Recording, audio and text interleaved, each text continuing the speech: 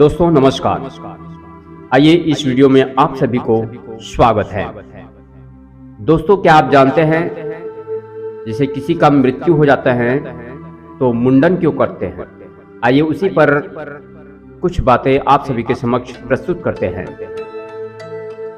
दोस्तों हिंदू धर्म में जन्म से लेकर मृत्यु और उसके बाद अगले जन्म तक की यात्रा के लिए पाप पुण्य रीति रिवाज बताए गए हैं। परिजन की मृत्यु पर परिवार के लोग कुछ रीति रिवाज करते हैं ताकि मृतक की आत्मा को शांति और मुक्ति मिल सके। इन रीति रिवाजों में परिजनों का बाल देना या मुंडन करना भी शामिल है।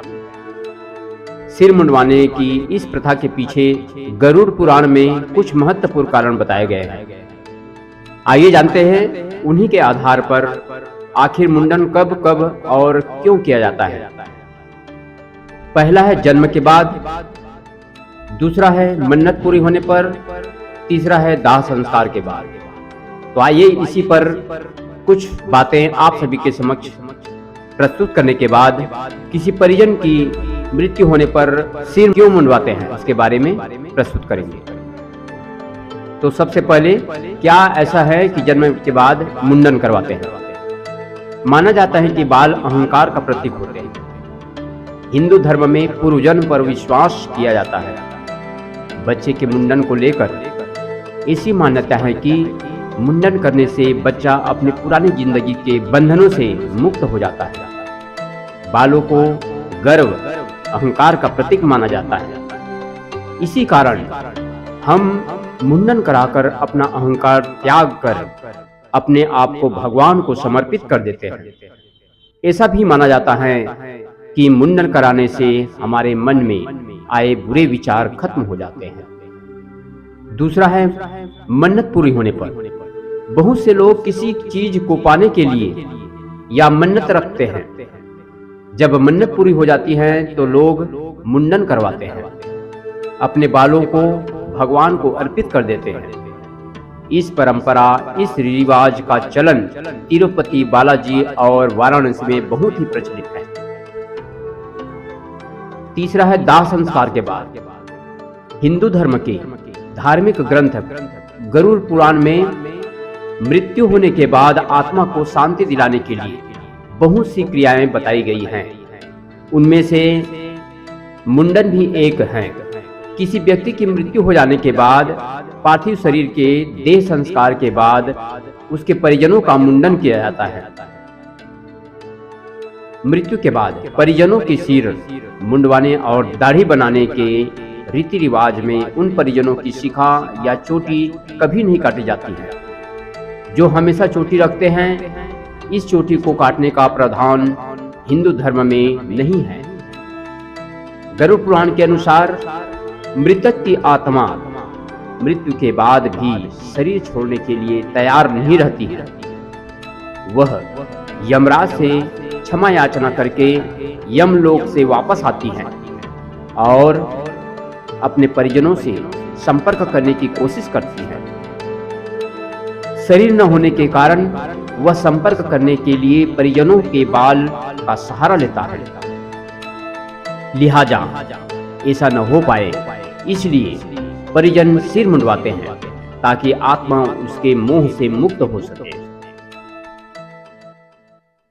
व्यक्ति के निधन के बाद उसके परिजनों द्वारा सिर मुंडवाना मृतक के प्रति प्रेम और सम्मान जताने का एक जरिया भी है। मृतक के प्रति कृतज्ञता दर्शाते हुए लोग अपने बाल कटवा देते हैं, क्योंकि बालों के बिना सुंदरता अधूरी है। शव में कई तरह की बैक्टीरिया पनप जाते हैं। ऐसे में शव को अंतिम संस्कार के लिए ले जाने और अंतिम संस्कार के दौरान पुरुष परिजन अपने संपर्क में आते हैं।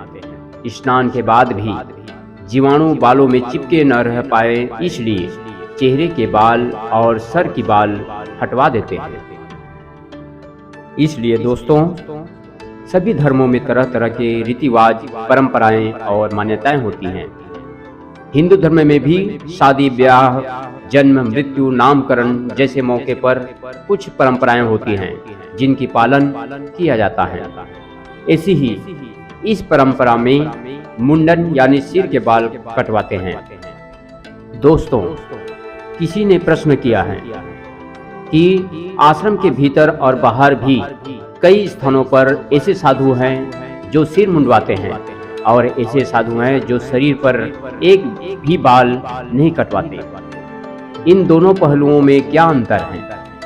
तो किसी साधु ने उसके उत्तर देते हुए कहा, क्या आपने देखा है, यदि आप किसी पेड़ की छटाई करते हैं तो पेड़ अपनी ऊर्जा काटे गए क्षेत्र की ओर केंद्रित करता है और अगले 15 से 30 दिनों में पेड़ के उस हिस्से में निकलने वाली पत्तियां की संख्या अन्य हिस्सों की तुलना में बहुत अधिक होती है।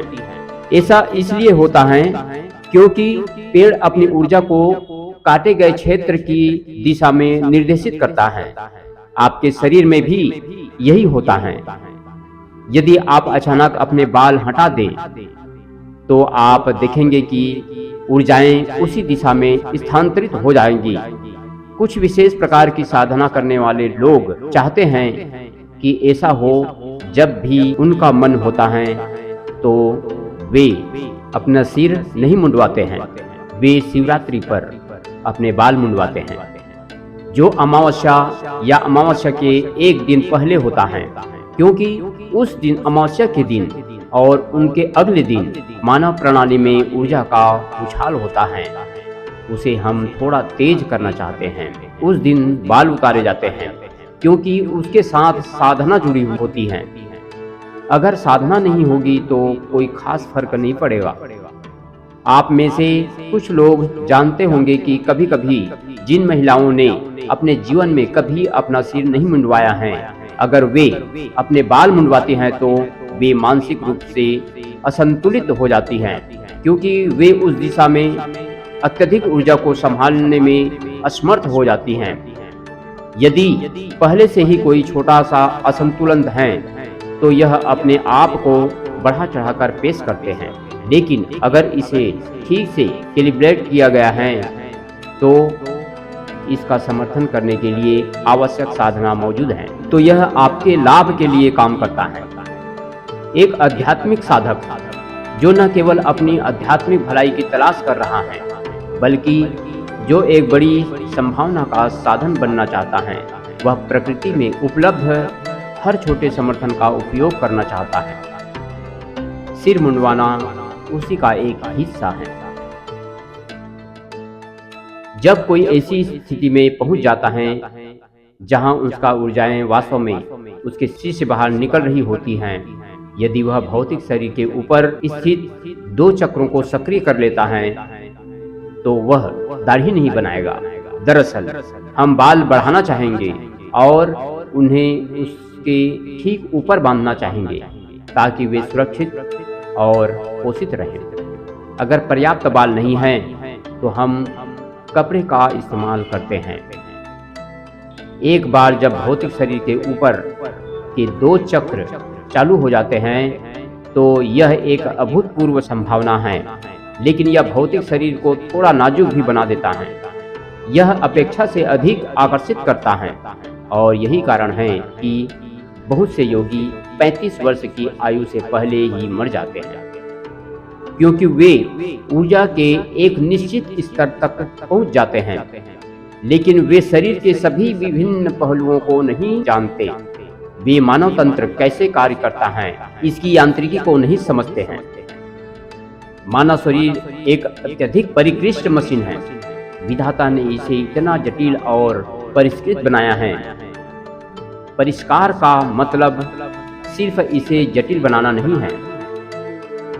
परिष्कार का मतलब है कि एक सरल मशीन की तुलना में इसमें अत्यधिक संभावनाएं हैं। यदि कोई अपनी भौतिकता में अच्छी तरह से निहित नहीं है तो उच्च संभावनाएं आपको भौतिकता से दूर ले जाएंगी।